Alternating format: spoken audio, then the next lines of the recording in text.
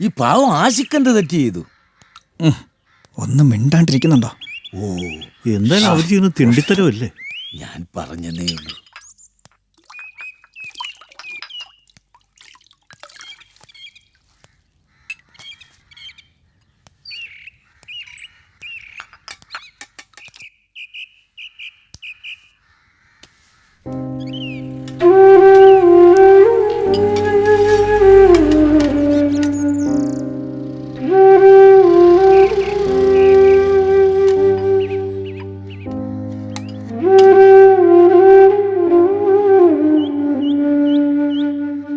മാഷേ, ചായ എടുക്കട്ടെ? വേണ്ട, ഇനി കുറച്ച് ചൂടുവെള്ളം എടുക്ക്.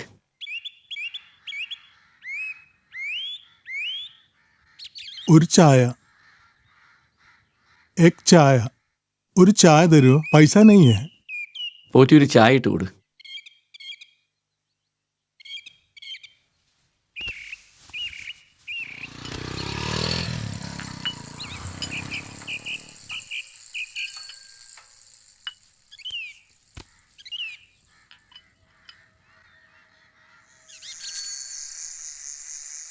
नैया संग तूफान बनाई, मिलन के साथ जुदाई, जा देख लिया हर जाई,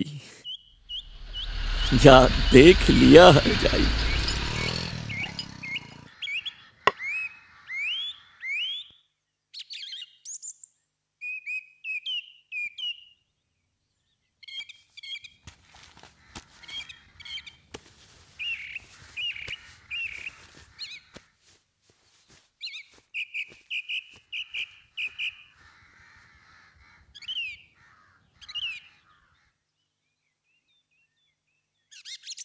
ഈ അവസരത്തിൽ ഞാൻ ചോദിച്ചു പോവുകയാണ്, നമ്മുടെ നാടിന്റെ പൊന്നോമന പുത്രൻ ആഷിക്കടക്കം 3 പേർ ഭീകരവാദികളുടെ കയ്യിൽ പെട്ടിട്ട് മണിക്കൂർ 48 കഴിഞ്ഞു. നമ്മുടെ നാണംകെട്ട ഭരണകൂടത്തിന് എന്ത് ചെയ്യാൻ കഴിഞ്ഞു? ഉപജീവനത്തിനായി അന്യനാട്ടിൽ പോയി അഹോരാത്രം കഷ്ടപ്പെട്ട് പണിയെടുക്കുന്ന ഈ നാട്ടിലെ സാധാരണക്കാരായ നമ്മുടെ സഹോദരങ്ങൾക്ക് പുല്ല് വില പോലും ഇവർ കൽപ്പിക്കുന്നുണ്ടോ? ഭീകരവാദികൾ നീട്ടിത്തന്ന സമയം ഇനി ഏതാനും മണിക്കൂറുകൾ മാത്രമേ ബാക്കിയുള്ളൂ. ഈ അവസരത്തിൽ ഞാനൊന്നും അറിഞ്ഞില്ല രാമനാരായണ, എല്ലാം ശരിയാകും എന്ന മട്ടിലിരിക്കുന്ന ഈ ഭരണകൂടത്തിനെതിരെ നമ്മൾ ശക്തിയായി പ്രതിഷേധിക്കണം.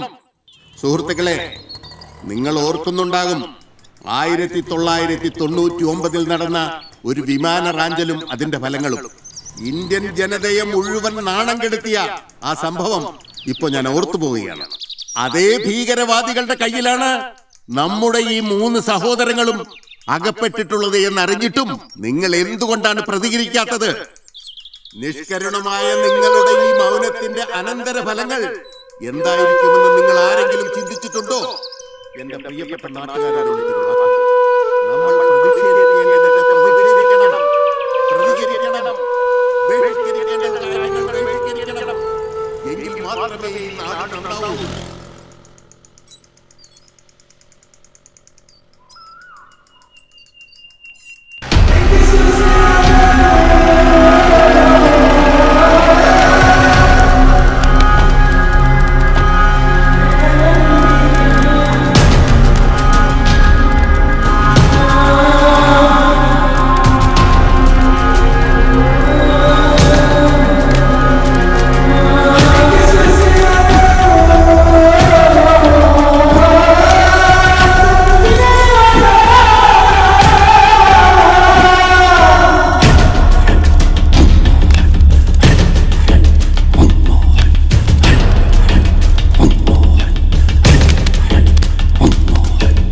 हम जानते हैं कि इस सब के बावजूद तुम कुछ नहीं सीखोगे, पर जब तक हिंदुस्तान की अलग अलग जेलों में कैद हमारे साथियों को रिहा करवाने का हमारा लक्ष्य पूरा नहीं हो जाता, हिंदुस्तान के एक एक मासूम की लाश हमारे सरजमीन पर गिरती रहेगी।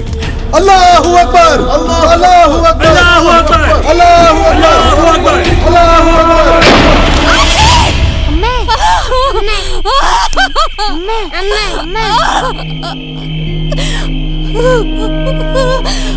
എല്ലാം പറ്റിയ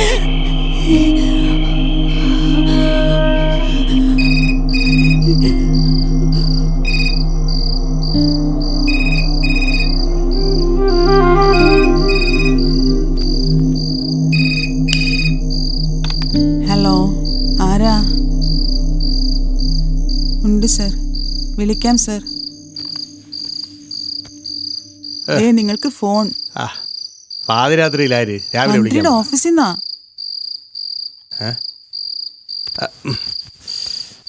ഹലോ,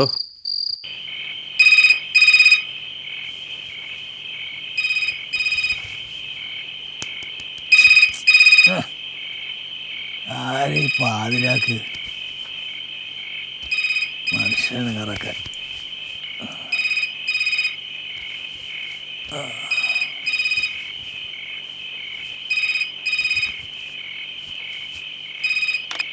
ഹലോ, ആരേത്?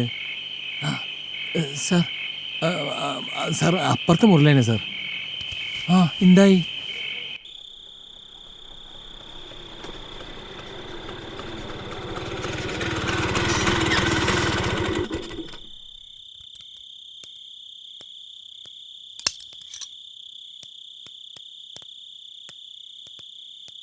അറിയിക്കാതിരിക്കാൻ പറ്റില്ലല്ലോ. പറയന്നെ.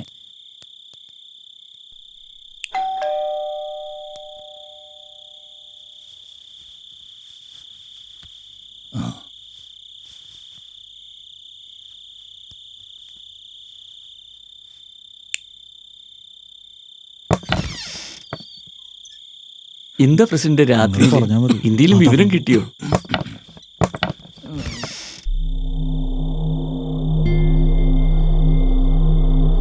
മാഷേ, ഒന്ന് പുറത്തേക്ക് വരൂ.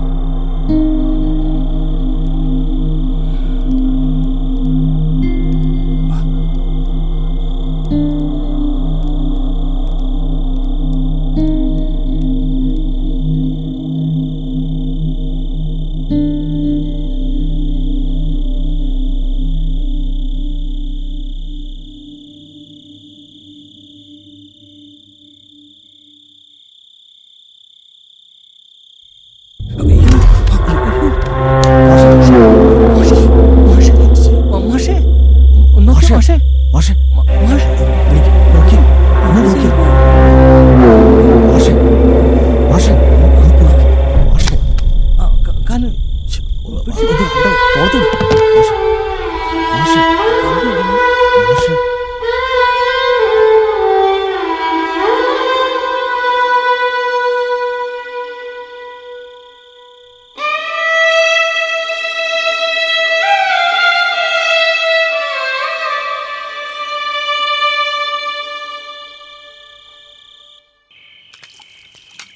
ഓറ്റേ, ആ, ഒരു കട്ടനും എടുത്തു. ഒരു 5 മിനിറ്റ് ദേ ഈ വെള്ളം ഒന്ന് തിളക്കട്ടെ.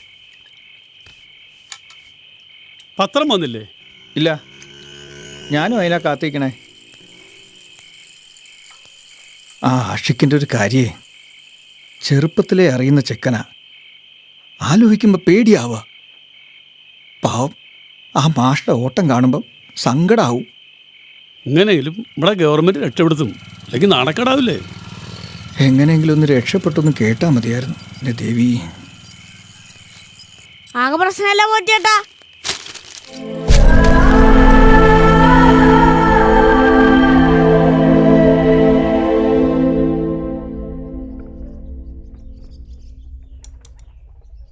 പ്രഷർ വല്ലാതെ ഫ്ലക്ച്വേറ്റ് ആവുന്നുണ്ട്.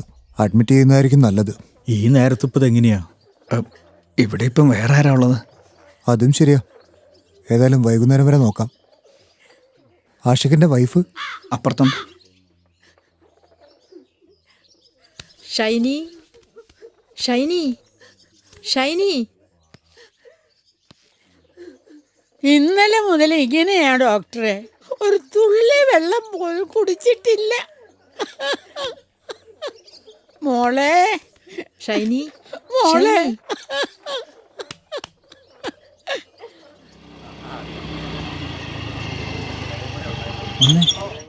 അതെ, കളക്ടർ വിളിച്ചിട്ടുണ്ടായിരുന്നു. ബോഡികൾ ആഷിക്ക് വർക്ക് ചെയ്യണ കമ്പനിൻ്റെ ഗേറ്റിൻ്റെ മുമ്പിൽ നിന്നാണ് കിട്ടിയത്.